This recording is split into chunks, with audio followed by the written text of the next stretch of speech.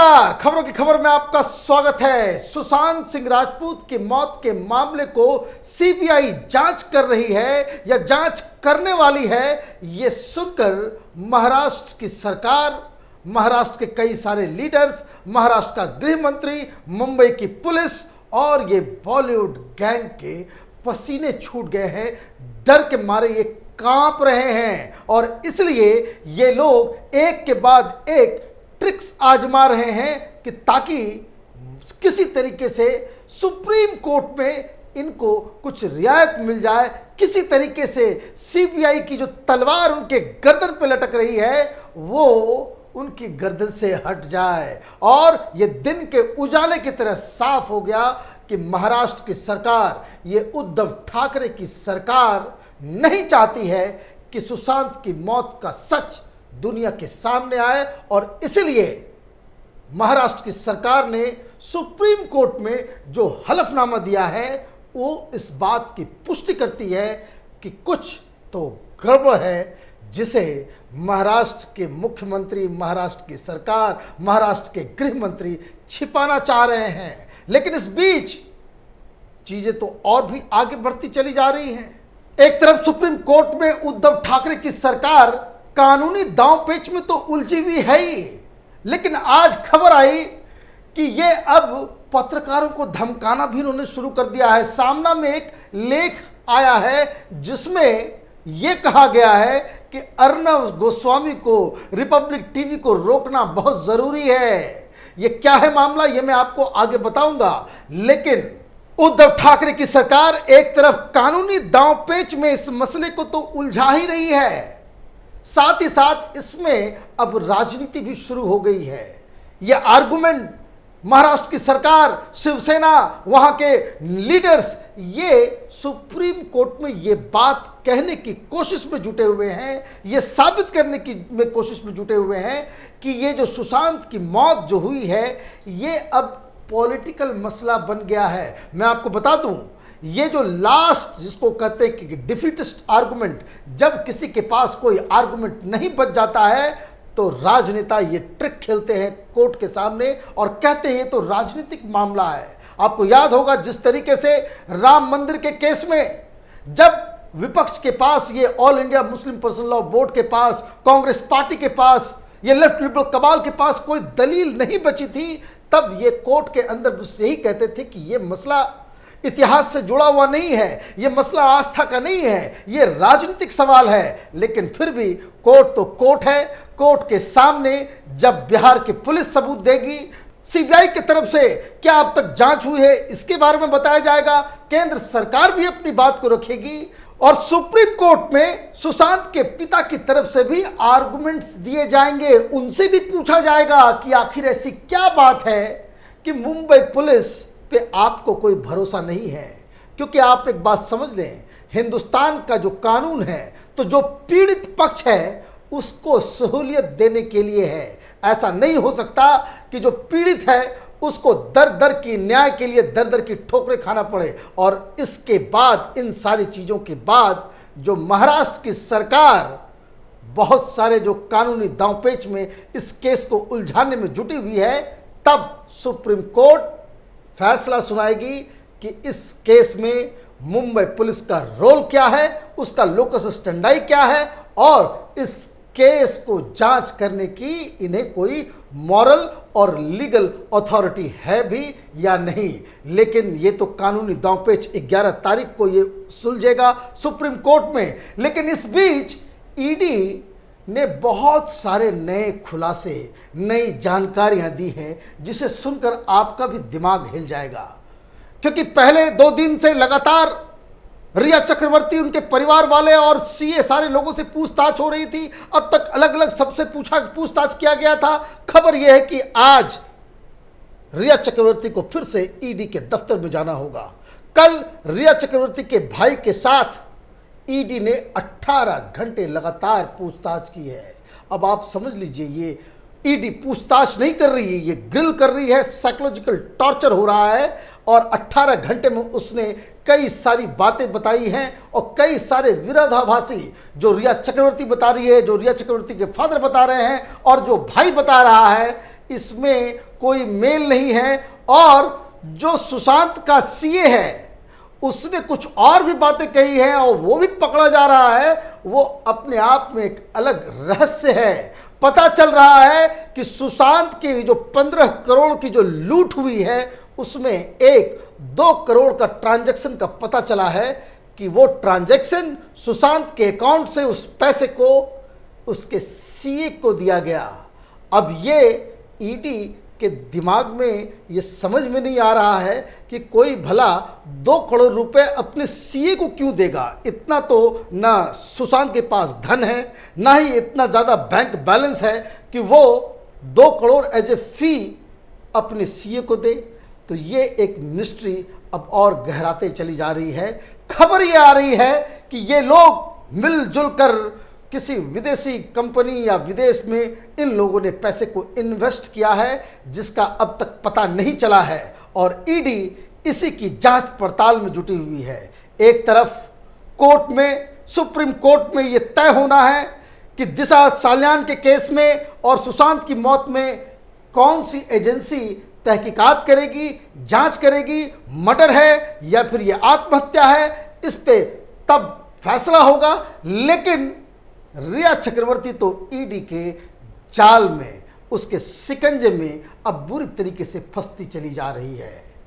एक और बात हुई है, जब ये सब दांव उनके फेल हो रहे हैं, जब महाराष्ट्र की सरकार, शिवसेना के लीडर्स, वहां के गृह मंत्री एनसीपी का और तो और मुंबई पुलिस के सारे दांव जब फेल हो रहे हैं, तब इन्होंने नया शगुफा शुरू कर दिया है। और ये आर्गुमेंट जैसे ही आया, इसका मतलब बिल्कुल साफ है कि महाराष्ट्र की सरकार हो, मुंबई की पुलिस हो, रिया चक्रवर्ती हो या तमाम लोग जो इस केस में पर्दा डालने की कोशिश कर रहे हैं, अब इनके पास कोई आर्गुमेंट नहीं बचा है।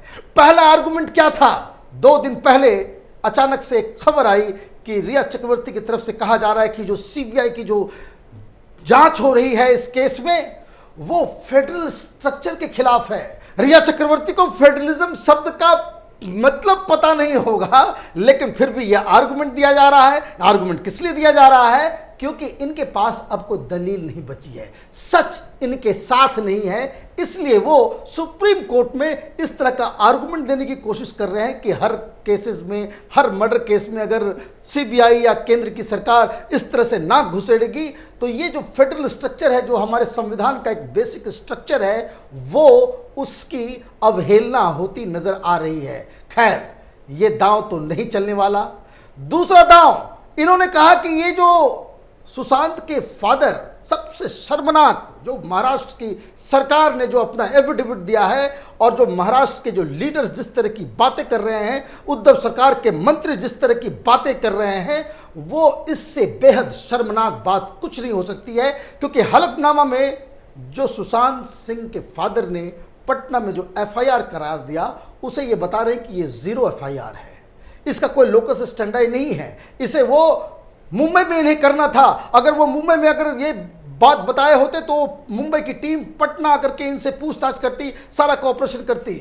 मतलब ये कि एक तो उस पिता ने अपने एक बहुत ही होनहार बेटे को खोया है और महाराष्ट्र की सरकार, वहाँ की पुलिस, वहाँ के नेता इतनी शर्मनाक बयान वो दे रहे हैं कि इसमें गलती, जो ये जो पूरा जो विवाद जो हो रहा है, उसमें सारी गलती उस पिता की है जिसने अपने लाडले को खोया है।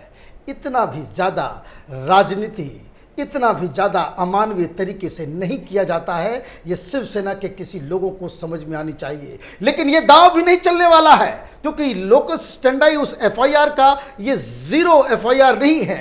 0 एफआईआर का मतलब ये होता है कि आप कहीं से गुजर रहे हैं जिसमें जो विक्टिम है उसका कोई उस जगह से रिश्ता नहीं हो, इंसिडेंट का उस जगह से रिश्ता नहीं हो, फिर आप कोई एफआईआर करते हैं तो खैर ये तो लीगल मसला है। लेकिन राजनीतिक मसला क्या है?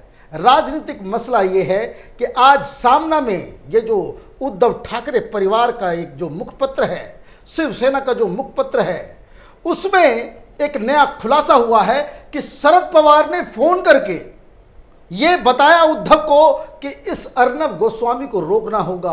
अर्नब गोस्वामी कोई इंडिविजुअल नहीं है, वो कहने का मतलब ये है कि वो तमाम मीडिया के लोग, जो लोग इस केस में खुलासे कर रहे हैं, जो लोग सरकार के ऊपर क्वेश्चंस उठा रहे हैं, मुंबई पुलिस के कार्य कुशलता के ऊपर सवाल या निशान लगा रहे हैं, जो इसमें एक फॉल प्ले के बारे में बता रहे हैं दुनिया को, उन्हें रोकना होगा। ये तो शिवसेना तो नई नई प्याज खाने वाली पार्टी बनी है। आपको याद होगा जब सीए का जब प्रोटेस्ट हो रहा था, यही संजय राउत ने अपने एडिटोरियल में लिखा था कि लोगों को विरोध करने का अधिकार है और सरकार के ऊपर सवाल पूछने का अधिकार है। मतलब ये मोदी सरकार से सवाल पूछने का अधिकार तो सबको है, लेकिन उद्धव ठाकरे की सरकार से सवाल पूछने का अधिकार किसी को नहीं है। और इस तरीके से उन्होंने एक जाल बुना। लेकिन मैं आपको बता दूं, ये जो मिर्ची लगी है शिवसेना को, वो क्यों है? वो इसलिए है क्योंकि एक दिन पहले सुशांत सिंह राजपूत के फादर से मिलने के लिए ठक्कर साहब पंचकुला में चले गए थे, और उसकी जब तस्वीर आई और जिस तरीके से ठक्कर साहब हरियाणा के चीफ मिनिस्टर सुशांत के पिता की हिम्मत बढ़ा रहे थे, वो तस्वीर मुंबई के उस सर्कल में, ये जो बॉलीवुड का जो गैंग है, उसको साफ साफ मैसेज चला गया कि जो मुख्यमंत्री सुशांत के पिता से मिल रहे हैं, ये कोई अनायास घटना नहीं है। ये बताता है कि जो केंद्र की सरकार है और जो बीजेपी है, वो इस मसले में काफ़ी आगे तक जाएगी। उसका वो संदेश उस वीडियो के जरिए, उस मुलाकात के जरिए शिवसेना को दिया गया, और इसलिए ये छटपटा उठे। ये जो संजय राउत और उद्धव ठाकरे और उसकी सरकार, वहाँ के लीडर्स, वो छटपटा उठे, और इसलिए आज इन्होंने राजनीतिक चाल चलना उन्होंने शुरू कर दिया है। लेकिन संजय राउत से ये भी पूछना पड़ेगा कि आपने शरद पवार की बात तो आपने कर दी, उसकी फ़ोन कॉल का तो जिक्र कर दिया, वो क्यों किया? वो इसलिए किया कि ये महाराष्ट्र की जनता को, ये जो वहाँ पे जो मराठा जो मानुस है, उनको ये बताने के लिए कि ये सारी चीज़ें जो हो रही हैं वो उनके ऊपर निजी हमला है, उद्धव ठाकरे के ऊपर निजी हमला है। चीफ मिनिस्टर के ऊपर कोई निजी हमला नहीं होता। चीफ मिनिस्टर का ये दायित्व है कि उनके राज्य में न्याय के हिसाब से पुलिस काम करे। किसी की मौत होती है, उसकी सच्चाई पूरी दुनिया के सामने आए, यही कोई भी मुख्यमंत्री अपनी शपथ के दौरान वो कसमें खाता है। और इसलिए ये जो बात को मोड़ा जा रहा है कि ये उद्धव ठाकरे के ऊपर हमला हो रहा है, तो ये बेकार की बातें हैं। लोग इसको एक्सेप्ट नहीं करने वाले हैं, और जब इनको लग रहा है कि बीजेपी पूरी तरीके से इस मसले पे सुशांत के परिवार, उसके पिता के साथ खड़ी है, तो इनके हाँ छटपटाहट हो गई है। लेकिन उद्धव ठाकरे से एक सवाल पूछना ज़रूर बनता है कि आपने शरद पवार का नाम तो ले लिया, कांग्रेस पार्टी का क्या रुख है? वो आपने सामना में क्यों नहीं छापा? कांग्रेस पार्टी अब तक खुलकर आपके साथ क्यों नहीं खड़ी हुई है मुंबई में? क्योंकि मुंबई में जितने भी कांग्रेस के जो लीडर्स हैं, उसके बीच दो फाड़ हो चुका है। क्योंकि कुछ लोग ये चाहते हैं कि कांग्रेस पार्टी इस शिवसेना के साथ, इस उद्धव ठाकरे के साथ हाथ मिलाकर अपने पैर पे कुल्हाड़ी मार रही है, और इस सरकार से फौरन समर्थन को वापस ले लेना चाहिए। कांग्रेस पार्टी को दबाव आ रहा है उत्तर प्रदेश से, कांग्रेस पार्टी को दबाव आ रहा है बिहार से। बिहार के कांग्रेस पार्टी के जो लीडर्स हैं, वो छाती पीट रहे, हाय तौबा मची हुई वहाँ पे। वो लगातार एसओएस कॉल कर रहे हैं दिल्ली अपने हाईकमान को कि अगर सुशांत सिंह के केस में कांग्रेस पार्टी ने जन भावना का तिरस्कार किया, अगर वो सत्य के साथ खड़ी नहीं होती है, तो बिहार चुनाव में कांग्रेस पार्टी के लिए उम्मीदवार ढूंढना तो दूर, प्रचार के लिए एक शख्स भी सड़क पर उतरने के लिए तैयार नहीं होगा। कई सारी चीज़ें हैं।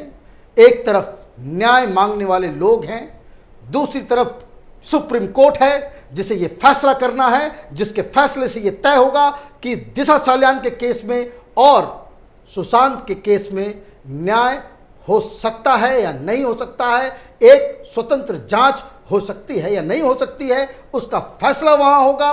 और तीसरा, जो सबसे अहम है कि महाराष्ट्र की सरकार, उद्धव ठाकरे के मंत्री, वहां के लीडर्स जिस तरीके से अब पैनिक मोड में चले गए हैं, उससे ये दिन के उजाले की तरह साफ है कि महाराष्ट्र में इस केस का न्याय नहीं मिल सकता। मुंबई पुलिस अपने पॉलिटिकल मास्टर्स के विशेष के खिलाफ जाकर के इसमें जांच सही ढंग से नहीं कर सकती है। हमारी नज़र इस खबर पे बनी हुई है। आप देखते रहिए कैपिटल टीवी। हमारे वीडियोस को लाइक कीजिए, शेयर कीजिए और हमारे चैनल को सब्सक्राइब कीजिए। धन्यवाद।